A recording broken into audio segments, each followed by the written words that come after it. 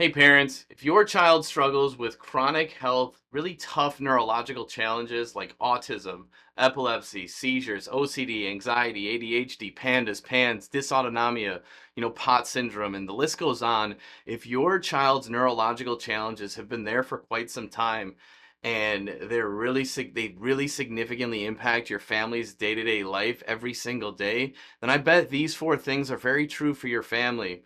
Number one, you've exhausted the traditional medical system. You've gone to the pediatrician, you've gone to the neurologist, you've gone to the geneticist, you've gone to the gastroenterologist, you've gone all in on all the different hospital and medical buildings, and you've come out there with more confusion and no answers, and especially no drug-free action steps that actually address the root cause and tell you why your child is struggling in the first place.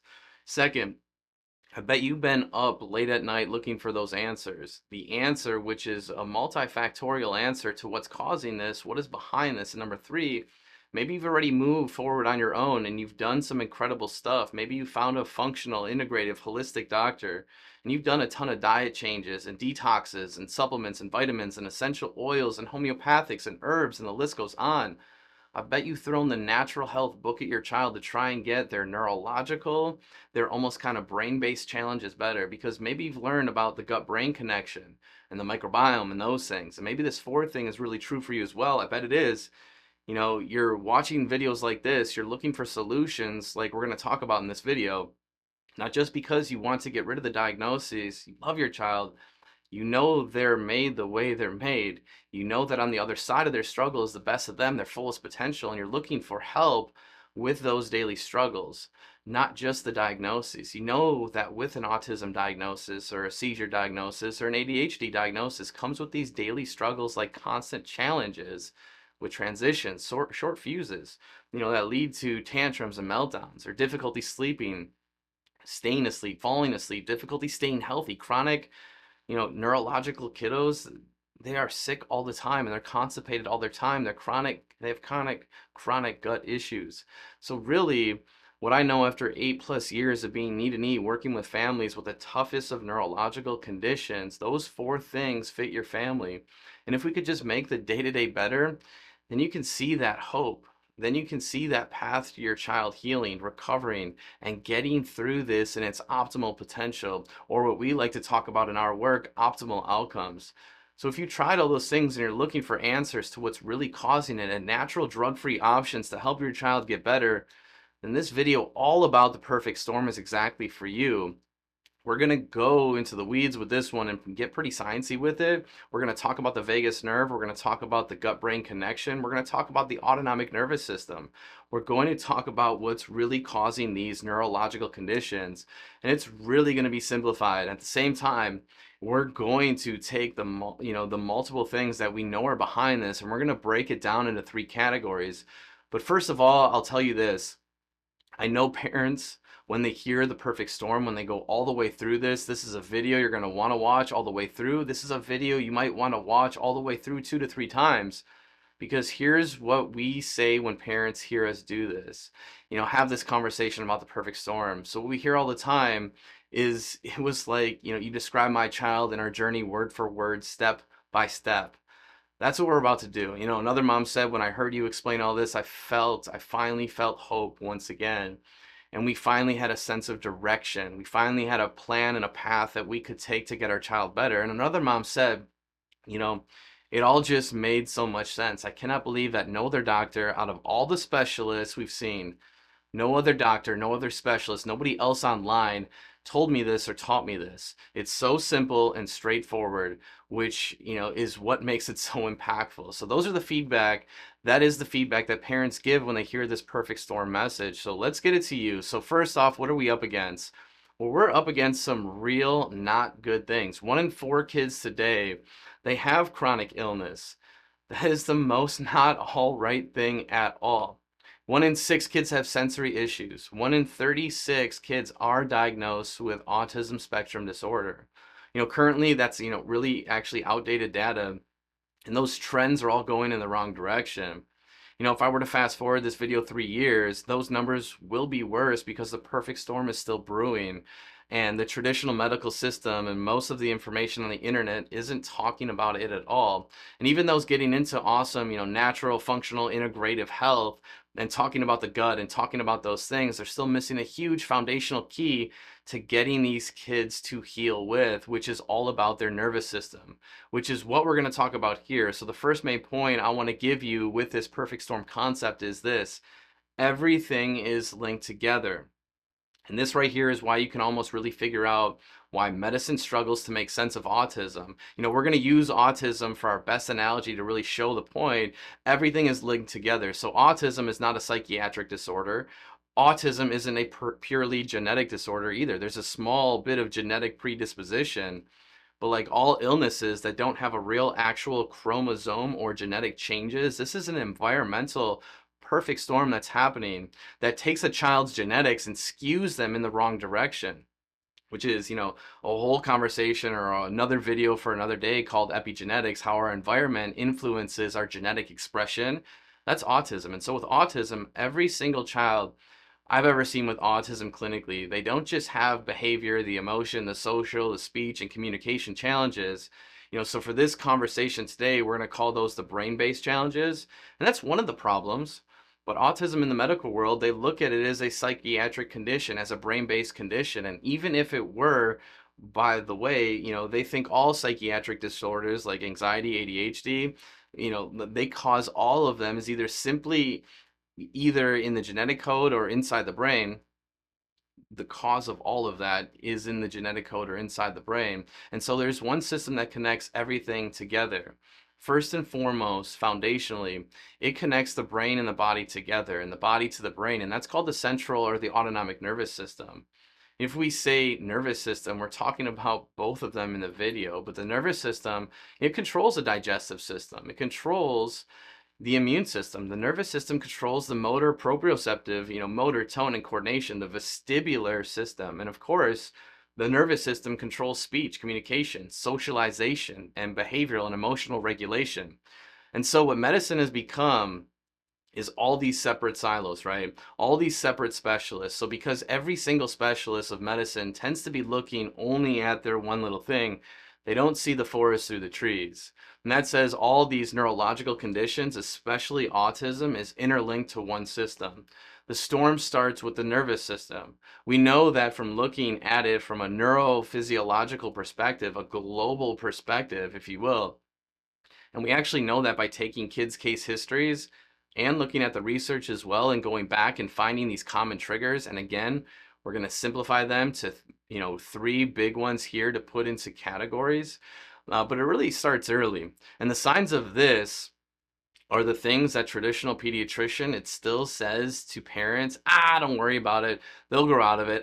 It's normal. They'll be fine. Yet deep down, speaking of that gut-brain connection, deep down in your gut-brain connection, mom and dad, your gut feeling is, it's not okay that my baby is colicky and screaming and can't latch and can't nurse and has their head stuck to one side, torticollis, or, has a flat spot, plagiocephaly, and is constipated and is getting chronic ear infections.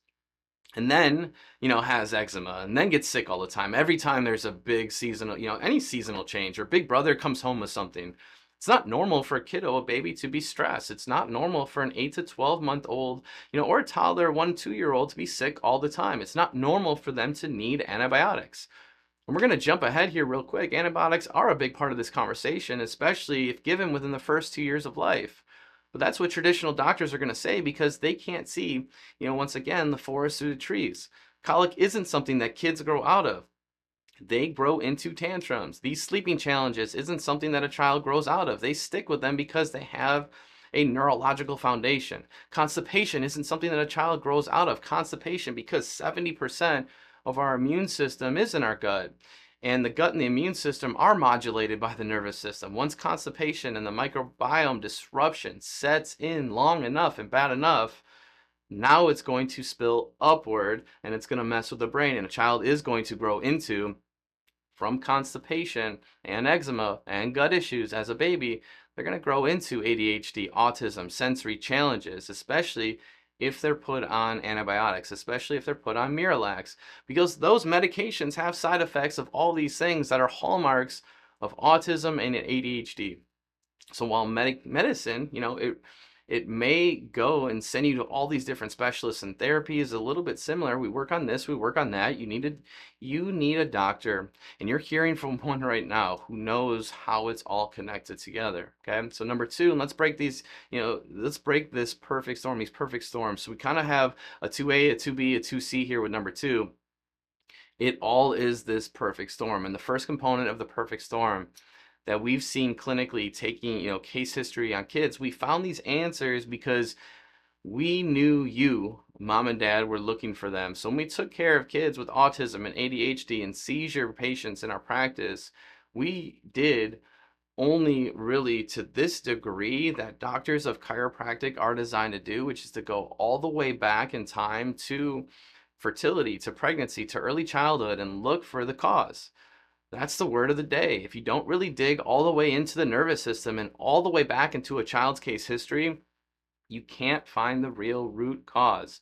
It's not just genetics. Then I got to tell you, it's not just the gut either, okay?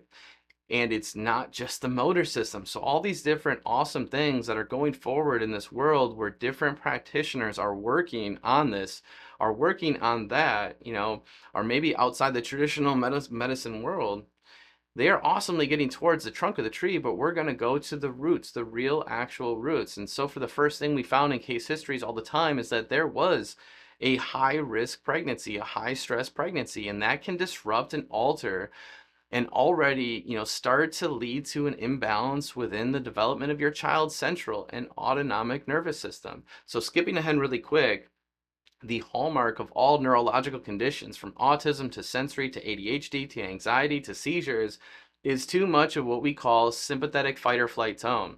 So the sympathetic fight or flight, protective stress, high stress, hyperactivity, impulsivity, nervousness side of the nervous system is not at all supposed to be very activated in kids. Think of a baby. What are they supposed to do? Eat, sleep, poop, chill, and be happy.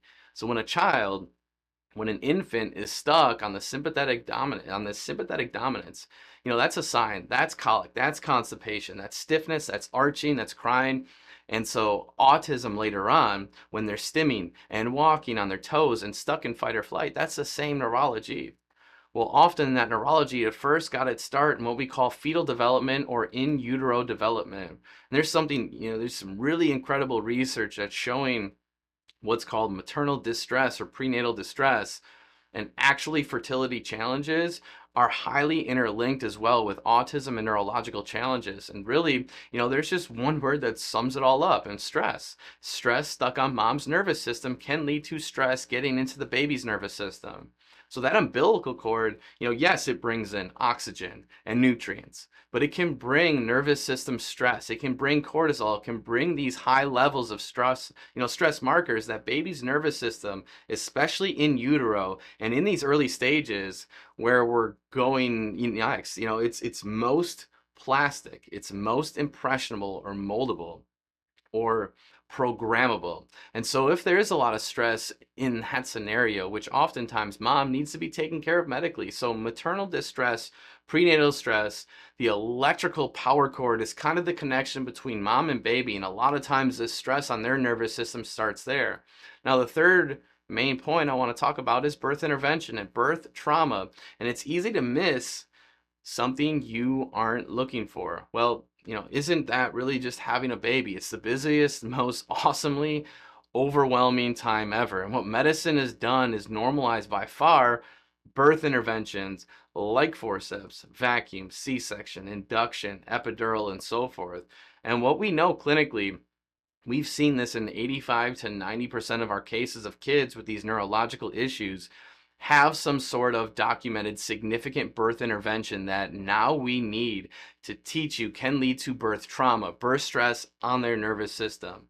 And the research, it shows it as well. There is research. It is study after study that says the more intervention that gets in and physically injures their brainstem, And here's the science, here's the neurology behind it. The upper cervical area where the big pliers, the big plunger go for suction with the vacuum, or a big set of hands go to grab hold, yank, and twist when there's a C-section with manual assistance from the doctors, or a breech, and there's a cord wrapped, that creates what's called subluxation, which is misalignment, fixation, tension, and neurological interference within the cranial bones, within the upper cervical part of the neurospinal system, and really throughout that whole system. Now, that system is designed to house and to protect the entire central and autonomic nervous system, specifically the vagus nerve and the brain stem. The vagus nerve is the rest, regulation, digestion, communication side of the nervous system. The upper cervical brainstem, the cerebellum area, controls motor planning. It controls visual connections, so social, emotional communication and regulation. This area up here, the upper cervical spine and the brainstem, is air traffic control for the entire central and autonomic nervous system. And what happens for a child with autism, air traffic control doesn't work. The gut doesn't work. The immune system doesn't work. Their motor tone and coordination doesn't work. Their speech doesn't work. Their social emotional regulation doesn't work. Their sleep center doesn't work. So what is one thing that can injure and damage and disrupt all those functions? Subluxation of that area. Subluxation of that area shifts the child's nervous system in what's called dysautonomia. So it's what we are talking about before, where the sympathetic nervous system is dominant. It's the tone of the nervous system is way too much. And then on the flip side, when you have dysautonomia with too much sympathetic fight or flight tone, you end up with too little parasympathetic, what's called vagal tone, or vagal nerve tone. So the nervous system can't relax, it can't soothe, it can't communicate, it can't regulate, it can't do those things that are essential for development and essential for day-to-day health and well-being.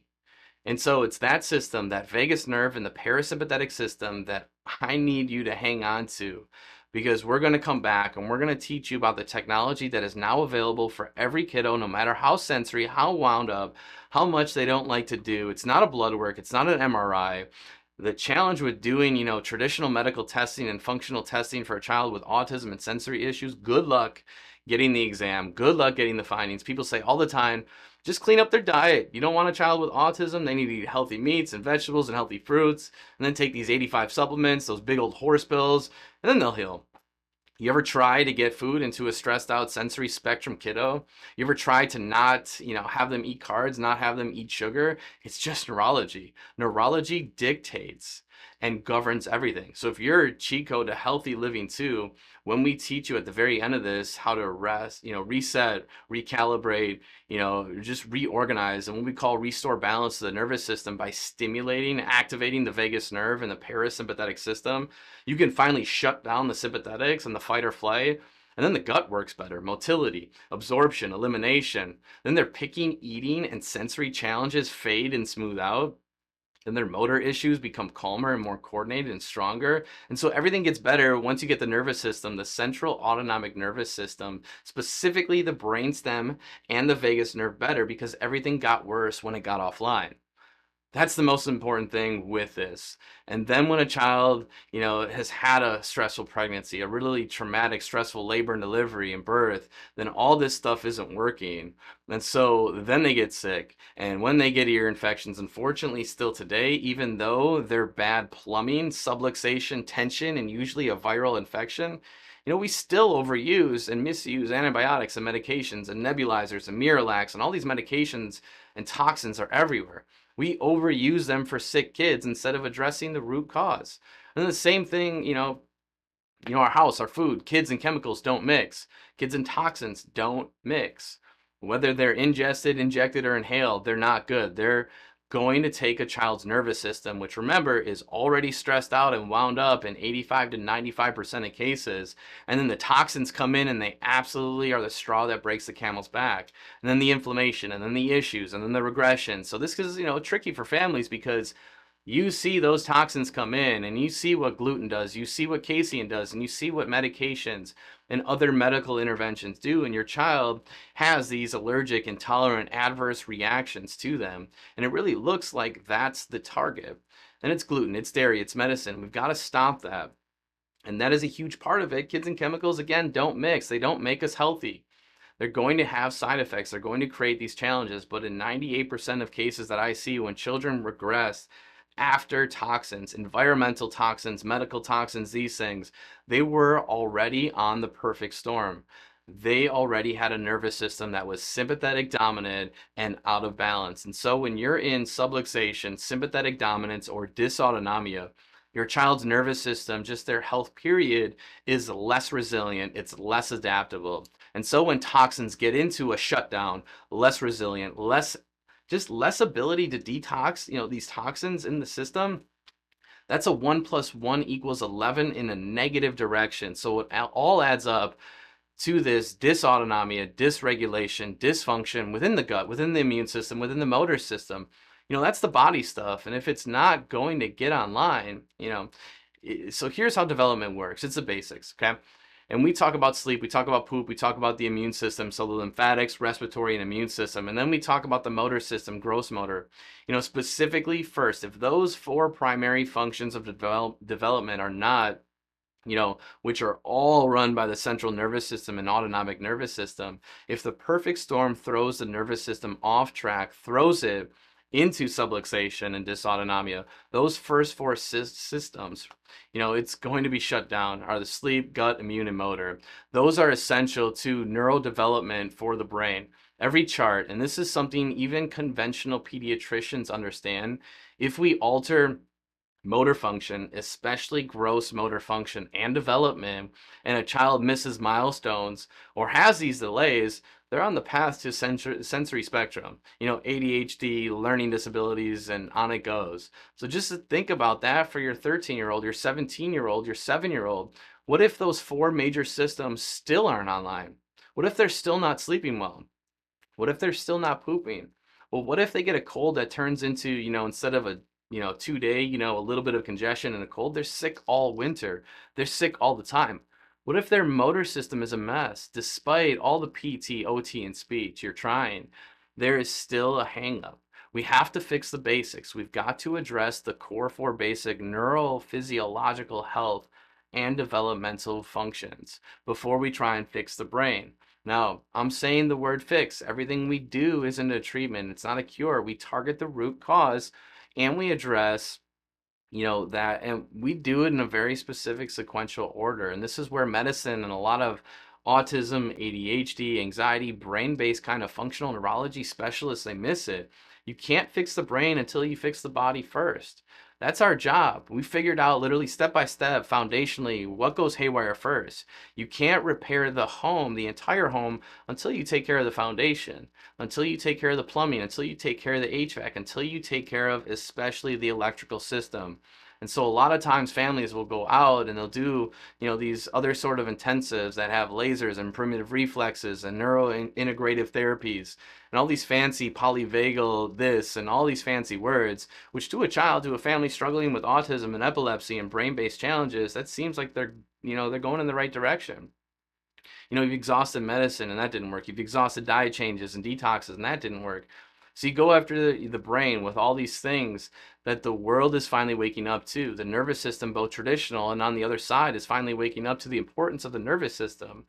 But we actually need to simplify the nervous system. It's actually really awesome in how simple and basic we can make it. And so when we have 17-year-olds with seizures and dysautonomia and irretractable epilepsy come to our clinic for what we call these intensive, we don't worry about their brain, their anxiety, their seizures first.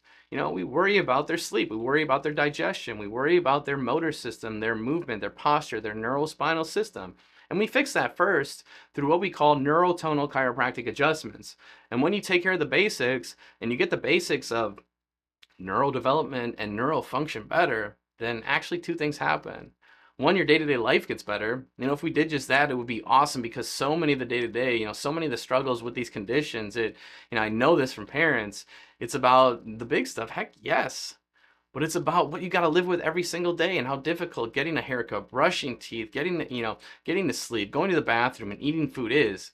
And so we just get that stuff better first. That's the first thing. Quality of life goes through the roof with neurologically focused chiropractic for tough neurological conditions. And the second Once you've taken care of the basics, bam, the brain can start to heal because the body's not stressing it out and messing it up so much. So it's really straightforward how much healing then begins to happen with speech, socialization, and emotional and behavioral regulation. That's how chiropractic works. It works sequentially by addressing the root cause foundationally first, and that is the central and autonomic nervous system. The last thing I need to say to you is you've got to learn about what we call our insight scans. So all of this, I'm certain, is making sense for your family. And the first question ought to be, how do we find it? That my child is subluxated, sympathetic dominant, vagus nerve shut down, dysautonomia, dysregulation. There's incredible technology called the Insight scans. There's 3 sets of scans we run, and I'll simplify the heck out of them here. They measure that neurological inflammation and interference. With what's called the neurothermal scan, the EMG, which is like an EEG or an EKG, that's going to measure the neurotone and the motor tone and those challenges within the nervous system that runs it. So we can really see if a child is overstimulated and stimming and stressed and impulsive, and we can really measure if they're disorganized, what we kind of call the drunken bull effects of some of these challenges. And then there's HRV, heart rate variability technology, and that is something that shows the sympathetic versus parasympathetic balance directly. HRV technology is the technology that's going to change healthcare because the world's finally waking up, and really understanding whether we're talking about autism or honestly constipation and colic. We have to start the conversation with the nervous system because it controls everything. And therefore, we have to start healing the nervous system first. And what we call repairing and restoring the nervous system is way different than meditation, yoga, deep breathing, and walking barefoot in nature. While those are awesome things for someone to maintain neurological health when they have it, kiddos who are struggling with neurological conditions have a busted, a disrupted, dysfunctional nervous system. So there needs to be a neurologically focused chiropractic adjustment. There needs to be those adjustments. This is a different kind of health. It's way different, and it's way different, just even a different kind of chiropractic care. You're looking for a nervous system focused pediatric and neurological specialist.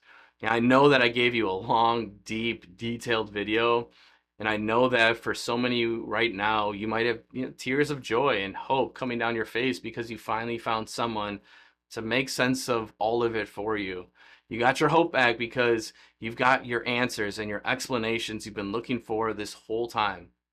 Stay in that emotion and turn it into action. Make sure that you get the resources you need, and most importantly, you get a nervous system focused pediatric and family chiropractor on your team. If you already have a chiropractor, send them this. Make sure they do this work, okay? This is, again, and I gotta say it one more time, it's a unique, specialized form of chiropractic. Kiddos struggling with neurological issues really need that perfect pairing of the perfect kind of clinical protocols that certain chiropractors have the training to do. It's your child. Be choosy. Be on the hunt. Message us to get your questions answered, and make sure you get a connection to a doctor who can do this work for you. Every kid counts. Every kid can and will heal when we do things in the right order. God bless. Be well. See you on the next one.